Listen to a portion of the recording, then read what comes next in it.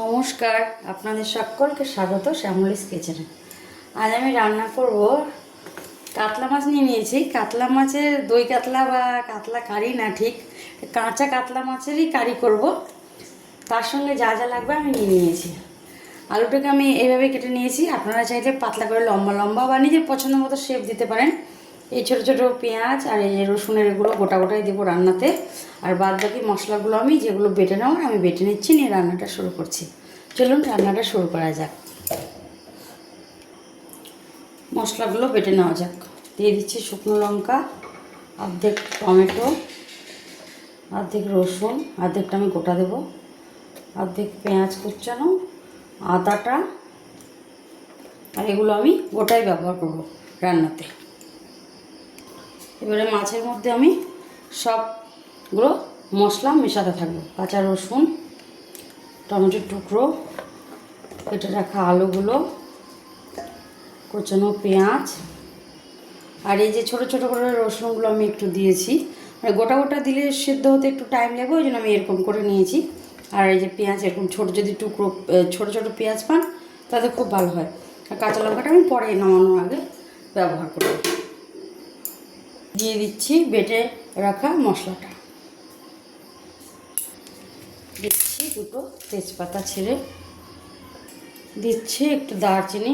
আমার কাছে দারচিনিটা শেষ হয়ে গেছে, ব্যাস এইটুকু ছিল, দিচ্ছি। আর দিচ্ছি একটু সাদা এলাচ, হালকা করে ফাটিয়ে নিয়েছি। দিয়ে দেব পরিমাণ মতো লবণ,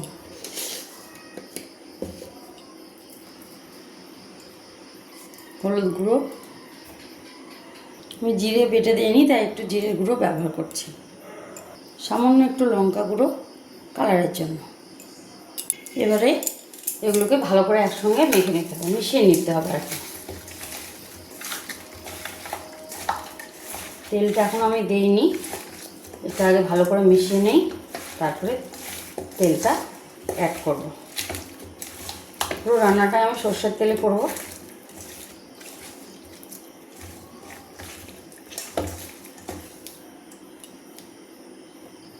মশলা দিয়ে মাখা মাছটাকে সম্পূর্ণটা আমি কড়াইয়ে ঢেলে দেবো। কোনো সম্বরা টম্বরা কিচ্ছু দিতে হবে না। এবারে আমি তেলটা দিয়ে দিচ্ছি। তেলটা আমি আগেও দিয়ে মাখিয়ে নিতে পারতাম, কিন্তু ওই হাতেও লেগে যাবে অনেক তেল, আর ওই বাটিটার মধ্যে অনেক তেল থেকে যাবে, ওই জন্য আমি তেলটা এখন দিয়ে দিচ্ছি।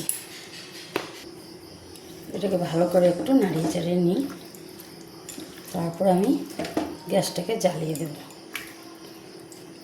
আমি পাশে গরম জল করতে বসিয়ে দেব। এটা একটু হালকা কষবে, তারপর আমি জল দিয়ে ধীরে ধীরে রান্নাটাকে করব। গ্যাসটা জ্বালিয়ে দিয়েছি, আর এই মশলার জলটুকু আমি নষ্ট করব না, এর মধ্যে দিয়ে দিচ্ছি। এটা হতে থাক। এই সময় আমি একটু ঢাকাটা দিয়ে দিচ্ছি, ধীরে আছে হতে থাক। এবারে একটু ঢাকাটা সরিয়ে দেখি।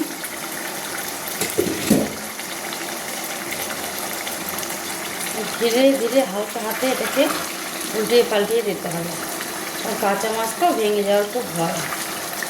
এই রান্নাগুলো করতে একটু ধৈর্যর প্রয়োজন, তো খেতে অসাধারণ হয়।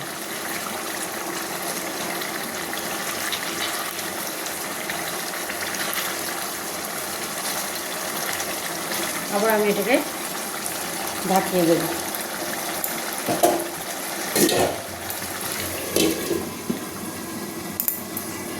আবার একবার ঢাকাটা তুলে দেখছি আমি।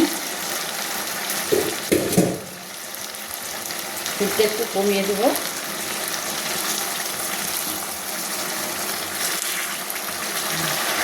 এই কড়াইগুলোতে কি একটা বলুন তো, রান্না করে খুব সুবিধা।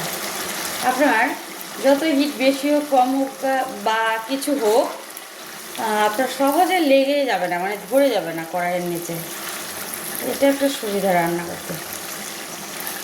ধীরে ধীরে আরেকটু এটাকে আমি কষিয়ে নেব। মাছের একটু তেল ছিল, ওটাও আমি এর সঙ্গে দিয়ে দিচ্ছি। ওইটুকু আবার কি রান্না করবো আলাদাভাবে। আবারও আমি দিয়ে দিচ্ছি ঢাকাটা।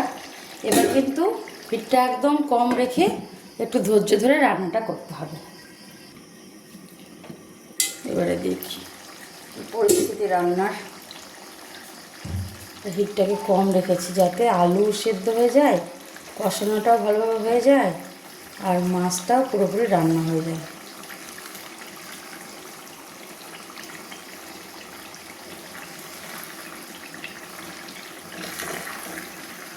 আর সামান্য একটু কষিয়ে আমি ঝোলের জন্য জল দিয়ে দেবো,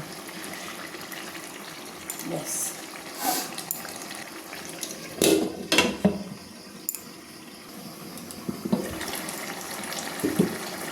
এর ফাঁকে আমি কাঁচা লঙ্কা বাটা চেরা হালকা করে চেরেছি, ফুল না, তাতে ঝাল হয়ে যেতে না যায়।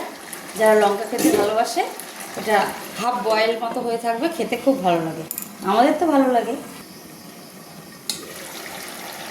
মাছটা আমার অলরেডি কষানো হয়ে গেছে, মাছ সেদ্ধ হয়ে গেছে, আলুটাকে একটু দেখে নিন।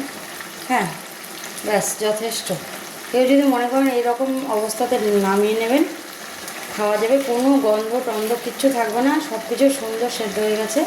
আমি হালকা একটু ঝোল ঝোল মানে রস রস রাখবো, নাহলে এটা টেনে যাবে। যত ঠান্ডা হয় না যে কোনো রান্না, জলটা একটু মানে ঝোলটা টেনে যায়, ওই জন্য হালকা একটু জল দিয়ে আমি ফুটিয়ে নেব। আমি গরম জল করে রেখেছিলাম, হালকা দেবো, বেশি না, যাতে পাতলা না হয়ে যায়।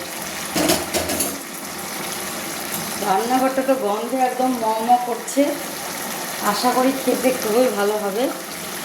কারণ আমার বাবার বাড়িতেও, আমার ঠাকুরদা, আবার আমার শ্বশুরবাড়িতেও শুনেছি আমি গল্প, আমার শ্বশুরমশাই নাকি এই রান্না মানে কাঁচা মাছের রান্না খেতে খুবই পছন্দ করতেন, খুবই মাঝে মাঝেই হতো। যদিও আমার শ্বশুরমশাইকে আমার দেখার সৌভাগ্য হয়নি, আমার বিয়ের অনেক বছর আগে, মোটামুটি 20 বছর তো হবে, 19-20 বছর আগেই তিনি গত হয়ে গেছেন। তো গল্প শুনে আমার হাজব্যান্ডদের কাছ থেকে, খেতে খুব ভালোবাসতেন, আবার রান্নাও করতে পারতেন খুব সুন্দর সুন্দর ডিশ।